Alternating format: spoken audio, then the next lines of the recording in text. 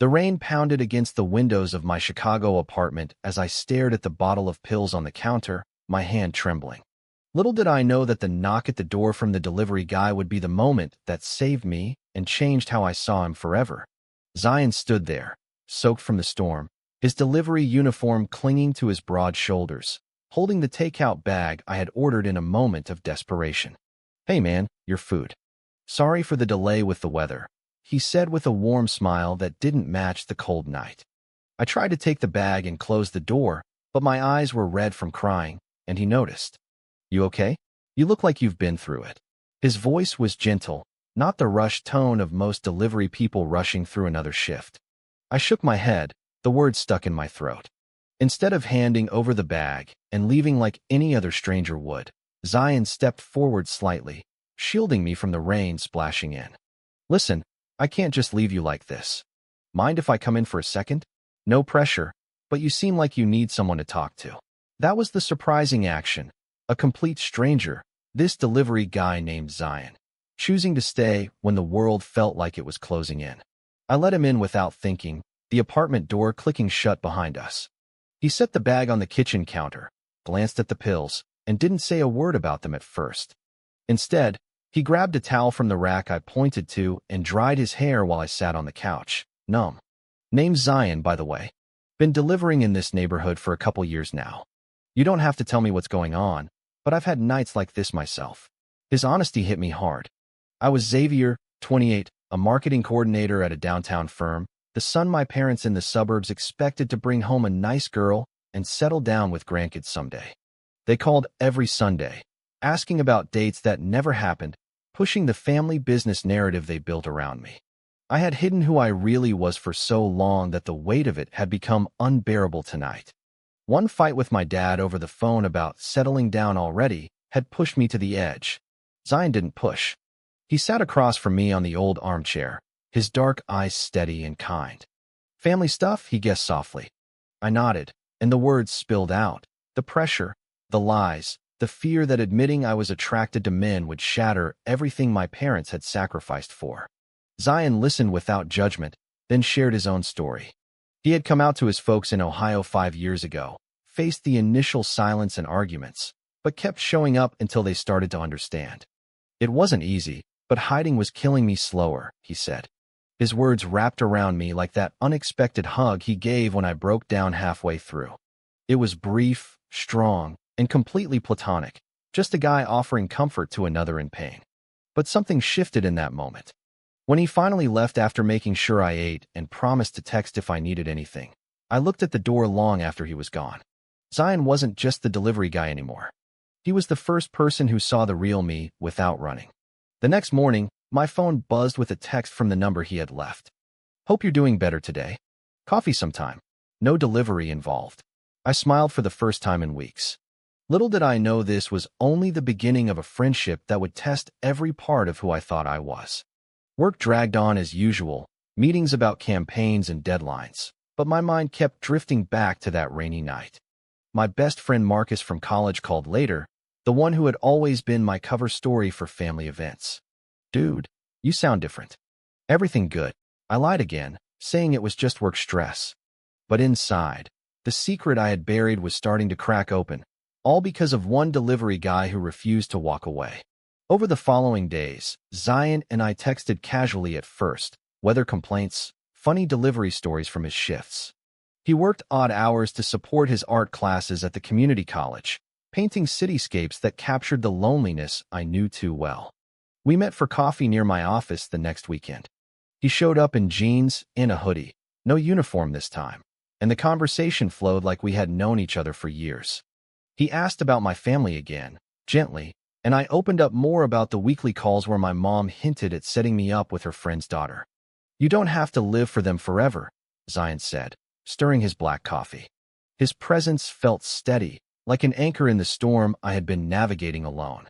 By the time we parted, I caught myself watching him walk away, wondering why his kindness felt so different from anyone else's. That night, alone in my apartment, I replayed the hug from the delivery night in my mind. It wasn't romantic then, but now it lingered. For the first time, I let myself wonder if falling for a man like Zion was something I could actually survive. The weeks turned into a quiet routine of friendship. Zion invited me to his small studio apartment one evening to see his paintings.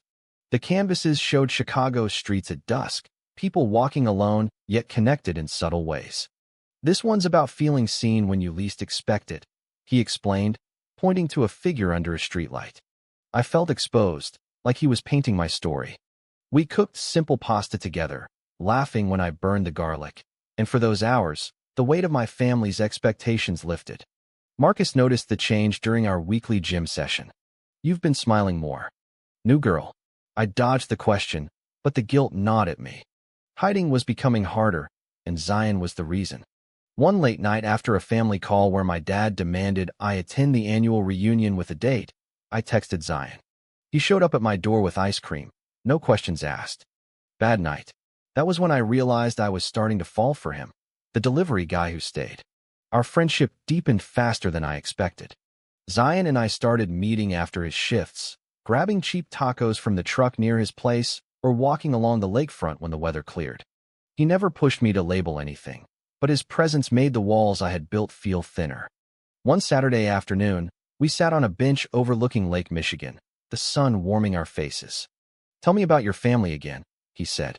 I described the pressure cooker of expectations. My parents immigrated from a traditional background, worked double shifts to give me the American dream, and now wanted the picture-perfect son to complete it. "They don't know this side of me exists," I admitted, staring at the water. Zion nodded, his hand resting near mine on the bench, but not touching. "I get it. My dad didn't speak to me for 6 months after I told him. But he came around because I didn't disappear. His story gave me hope, a quiet kind that made me look at him with new eyes every time we parted." Work at the firm grew hectic with a big campaign launch, and I found myself texting Zion during breaks for quick encouragement. "You've got this," he'd reply, sometimes with a silly selfie from his delivery van. Marcus started asking more questions during our basketball games. "You're always on your phone lately. Who's the guy making you grin like that?" I laughed it off as work buddies, but the lie tasted bitter. Zion and I weren't anything official, but the pull was undeniable. One evening after a long shift, he invited me to a small gallery opening where his painting was displayed. Standing in front of his work, surrounded by strangers who saw his talent, I felt proud in a way that surprised me. Later, over drinks at a quiet bar, he opened up about past relationships that hadn't worked because of timing and fear. "The right person makes you want to stop hiding," he said softly. Our eyes met, and for a second, the air felt charged. I changed the subject quickly, heart racing. But that night back home, I couldn't stop thinking about him. The misunderstanding came a few weeks later. Marcus ran into us at the coffee shop near my office. Zion and I were laughing over a story about a disastrous delivery gone wrong, his hand briefly on my shoulder in that easy way of his. Marcus pulled me aside later. "That guy from the shop, you two seem close." "Like, really close." I denied it, saying Zion was just a friend who helped me through a rough patch. But Marcus's raised eyebrow lingered. "Just be careful, man. Your folks would flip." The word stung because he was right. That evening, Zion noticed my distraction during our usual walk. "Everything okay?" I brushed it off, but inside, the fear of my secret slipping out grew. Zion shared more about his own coming-out journey, the friends who stuck around and the ones who faded. His loyalty made me question why I was still hiding. Family pressure ramped up when my parents announced a surprise visit for my birthday. "Bring someone special this time," Mom texted. I panicked and asked Zion if he could pretend to be a coworker for one dinner. He agreed without hesitation, showing up in a button-down that made him look even more grounded. The evening went smoothly at first. Laughs, stories, my parents charmed by his manners. But when Dad asked about my dating life, Zion's supportive glance across the table gave me strength. After they left, Zion stayed late. "You almost told them tonight, didn't you?" he asked. I nodded, the closeness of the moment making my chest tighten. His hand rested on mine for the first time intentionally, a simple gesture that sent warmth through me. "Whenever you're ready, I'm here." That night, after he left, I lay awake realizing the line between friendship and something deeper had blurred. I was falling for the man who had stayed after one rainy delivery, and it terrified me as much as it excited me. Marcus called the next day with concern in his voice. That dinner looked intense. You sure everything's platonic? The question planted doubt, and when I saw Zion later, I pulled back slightly, afraid of what admitting my feelings might cost. He sensed it, but didn't push. Instead, he suggested a low-key movie night at his place. We watched an old comedy, shoulders touching on the couch, and for those hours, the world outside faded. As the credits rolled, Zion turned to me. You know you can talk to me about anything, right? His kindness cracked me open again. I almost said the words that night, but fear won. Still, looking at him, I knew my view of him had changed permanently, from savior in the storm to the man I wanted by my side. The secret started to weigh heavier as weeks passed. Zion and I grew closer through small moments, late-night texts after his deliveries, weekend hikes along the trails outside the city where we talked about everything except what was building between us. He shared stories of his art school struggles, how painting helped him process the rejection from his extended family back in Ohio. Art lets me say what words can't, he explained one afternoon while sketching by the lake. I watched his hands move with such focus and felt a pull I couldn't ignore anymore. My own life at work became a blur of client meetings and deadlines, but Zion was the bright spot I looked forward to. Marcus kept texting, probing gently. You seem happier, but distant.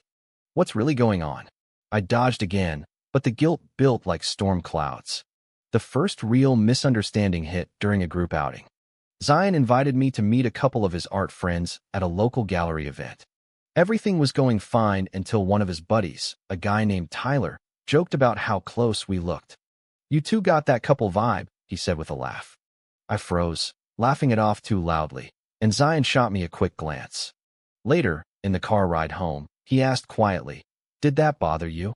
I lied and said no, but the tension lingered. The next day, Marcus called with news that made my stomach drop. Your mom mentioned to my mom that you're bringing someone to the family reunion next month. They think it's serious. The pressure crashed down. I had mentioned Zion casually as a friend, but the rumors were spreading. Zion noticed my mood during our next coffee meetup. Talk to me, Xavier. You've been pulling away. I confessed the family reunion details and the fear of what would happen if they knew the truth. He listened, then offered to come as moral support, no strings. You don't have to face it alone. His willingness to stand by me without demanding anything in return made the feelings I had been fighting surface stronger. That evening, we walked to his apartment, and for the first time, I let myself lean into the comfort of his shoulder. No hug this time, just quiet presence that spoke volumes. But doubt crept in when I got home and saw missed calls from Dad. We can't wait to meet your friend, the voicemail said. The word friend felt loaded now. The betrayal came unexpectedly from someone I trusted. At work, a colleague named Rachel overheard me on a call with Zion and pieced things together. She was friendly, or so I thought, but during a team happy hour, she pulled Marcus aside, who had stopped by to visit, and whispered about seeing us together looking cozy. Marcus confronted me the next morning. Xavier, is there something you're not telling me? Rachel said you, and that delivery guy. His tone was shocked, not angry, but the trust fractured. I denied it again, but the damage was done. When I told Zion later that evening over takeout at my place, he set his fork down. People talk. It's part of it. But you have to decide what you're ready for. His calm support contrasted with Marcus's disappointment, and in that moment, I realized Zion was becoming my safe place. The turning point approached as the family reunion loomed. My parents booked a cabin up north, expecting the whole extended family. I agonized over bringing Zion or going alone. He sensed my turmoil during a painting session at his studio. If you need me there as a friend, I'm in. No pressure for more. His sacrifice, offering to step into my world without expecting reciprocity, touched me deeply. We spent the evening talking through scenarios, laughing at the worst-case ones, and when he walked me to the door, our goodbye hug lingered longer than usual. Driving home, I knew the truth. I was in love with him. The delivery guy who stayed had become the man I couldn't imagine life without. But admitting it meant risking everything. Family, friendships, the life I had carefully built. The psychological weight settled heavy, but for the first time, the idea of facing it felt possible because of him. The drive up to the family reunion cabin was tense, Zion riding shotgun with a calm I envied. We had decided on the friend cover story, but the air between us hummed with unspoken possibilities. My parents greeted us warmly, Mom hugging Zion like he was already family. "So glad you could join us, dear," she said. Dad clapped him on the back, asking about his job and hobbies. The weekend unfolded with hikes, bonfires, and endless questions. Zion handled it all with grace, sharing stories that made everyone laugh. But at night, in the shared guest room, the proximity tested me. "You okay?" he whispered once when I couldn't sleep. I nodded, but inside, the desire to reach out and tell him how I felt warred with the fear of my family's reaction. The misunderstanding escalated on the second day. My cousin overheard Marcus texting me a warning about not letting things get too real with Zion. She pulled me aside by the lake. "Is there something going on? Your friend seems great, but—" I shut it down fast, but the seed was planted. Zion noticed my distraction during the group barbecue. "Family getting to you?" he asked later. I opened up about the whispers, and he squeezed my shoulder. "We can leave early if you want." His offer to sacrifice the weekend for my comfort hit hard. That evening, around the fire, Dad started talking about legacy and how proud he was of the man I was becoming. The words felt like chains. Zion sat beside me, his presence steady, and for a brief moment, our hands brushed under the blanket. No one saw, but it sent a spark through me. Back in Chicago after the reunion, the fallout began. Marcus called, upset. "Your cousin texted me. She thinks you're hiding something big. I covered for you, but this is getting complicated." The betrayal from the loose lips in my family circle stung, but Zion's response was different. He showed up at my door with flowers, not romantic, just a gesture of support. "You faced them. That's huge." We talked late into the night, and I almost confessed my feelings. Instead, I thanked him for standing by me. The next week, work suffered as I replayed every moment. Zion's deliveries brought him near my office sometimes, and our quick lunches became lifelines. One day, over sandwiches in the park, he said, "I care about you more than I planned, Xavier. Whatever that means to you." The vulnerability in his voice made my heart race. I wanted to say it back, but the fear of losing my family held me back. The major secret reveal happened through an unexpected channel. Rachel at work, feeling guilty for gossiping earlier, pulled me aside. "I saw you and Zion at the park. You looked happy. If it's what I think, I'm sorry for stirring things with Marcus." Her apology opened the door, but the damage spread when Marcus confronted me again at the gym. "I know, man. And I support you, but your parents deserve the truth before someone else tells them." The confrontation left me reeling. That night, Zion came over unannounced after I texted him in distress. He listened as I paced, then pulled me into a hug that felt like home. "You don't have to do this alone. I'll be here no matter what you decide." His sacrifice, putting his own feelings on hold to support my pace, showed me the depth of his character. In that embrace, I knew I had to face the truth or lose the man who had changed everything with one act of kindness after a delivery. The psychological toll mounted. I started journaling late at night, weighing the cost of hiding versus the freedom of honesty. Zion encouraged small steps, like joining a local support group for guys in similar situations. "It's not about rushing out, just about not being alone in it," he advised. Our bond strengthened through those shared vulnerabilities, and I caught myself imagining a future where family acceptance wasn't a barrier. But the fear lingered, a constant companion. One quiet evening, walking home from his place, I stopped and looked at him under the streetlights. "Thank you for staying that first night," I said. He smiled, and the moment felt like the start of something inevitable. The action after the delivery had set off a chain that was reshaping my entire life, one honest conversation at a time. The confrontation with my family arrived sooner than I planned. A leaked photo from the reunion. Marcus had accidentally forwarded one of me and Zion laughing by the lake to the family group chat, sparked the call from Dad. "We need to talk, son." In person, the drive to their suburban home with Zion beside me for support felt like the longest of my life. He held my hand briefly at a stoplight. "Whatever happens, you've grown so much already." His words steadied me, but the fear of rejection clawed at my chest. Mom met us at the door with tearful eyes, Dad pacing in the living room. The conversation started calmly, questions about Zion, about us, but quickly turned to disappointment. "We raised you with values," Dad said. This isn't the life we pictured. The words cut deep, echoing every traditional expectation I had internalized. Zion stood quietly by my side, not defending or arguing, just present. When I spoke up about how hiding had nearly broken me, how his kindness after that delivery night had given me courage, Mom softened first. But Dad's silence was deafening. The misunderstanding from Marcus's gossip added fuel, as he had called ahead to prepare them. I felt betrayed again, but Zion's calm reminder in the car afterward, "This is their process, not yours," helped. Back in the city, the emotional aftermath hit hard.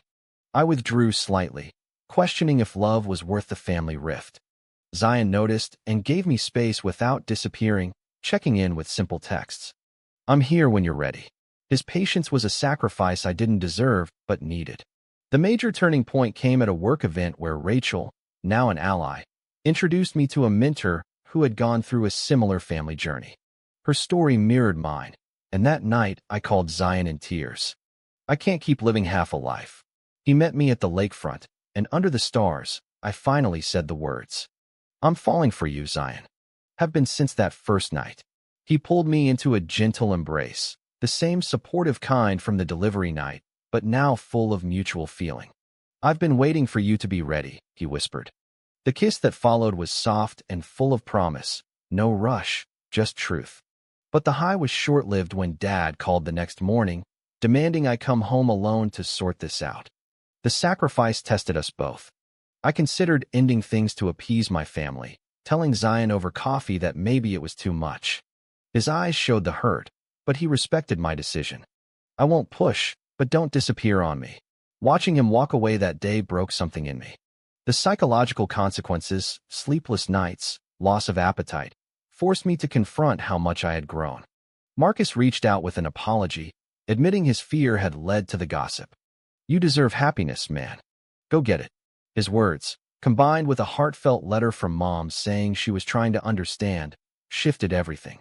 I drove to Zion's studio unannounced, finding him painting a new piece inspired by us.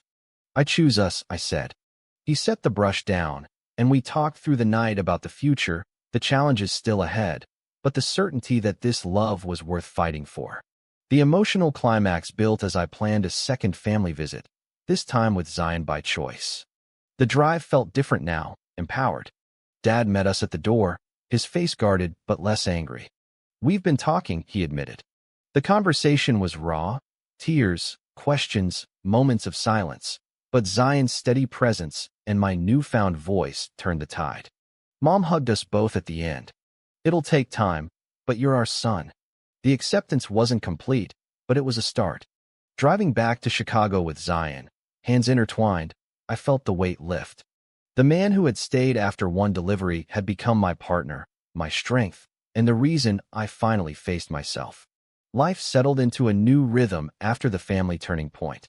Zion and I moved in together 6 months later, his paintings brightening my once lonely apartment while my steady job supported us both as he pursued art full-time. The challenges didn't vanish, occasional tense calls with Dad, sideways glances from extended family at gatherings, but we faced them together. Marcus became a true ally, joining us for game nights, and even defending us at a family barbecue when questions arose. "They're happy. That's what matters," he said one evening, and the words healed old rifts. Zion's deliveries were long behind him, replaced by gallery shows where I stood proudly by his side, the man who once knocked on my door, now the center of my world. One crisp fall evening, we returned to the lakefront bench where our deeper talks had begun. Zion pulled out a small sketchbook, showing a drawing of that rainy night. Me at the door, him stepping in. "This started everything," he said. I traced the lines, remembering the shock of his kindness and how it had unraveled my carefully guarded life. The misunderstandings, the betrayals from well-meaning friends, the sacrifices we both made, they all led here, to a love built on honesty and growth. We walked home hand in hand, the city lights reflecting off the water, and I marveled at how one surprising action after a delivery had rewritten my entire story. Family expectations still lingered in the background, but they no longer defined me. Zion had taught me that acceptance starts from within, and together we navigated the societal pressures with quiet strength. The months turned to years, marked by small victories. My parents visiting our home for the first time, awkward but genuine, and Zion's first solo art exhibition where Dad showed up unexpectedly. "Proud of the man you've become," he told me privately. The words meant everything. Our relationship deepened through everyday moments. Cooking together, late-night talks about dreams, supporting each other through tough days. The psychological growth was profound. I no longer hid parts of myself, and Zion found new confidence in his art inspired by our journey. Friends from the support group we attended became like family, a network of understanding that filled the gaps left by traditional expectations.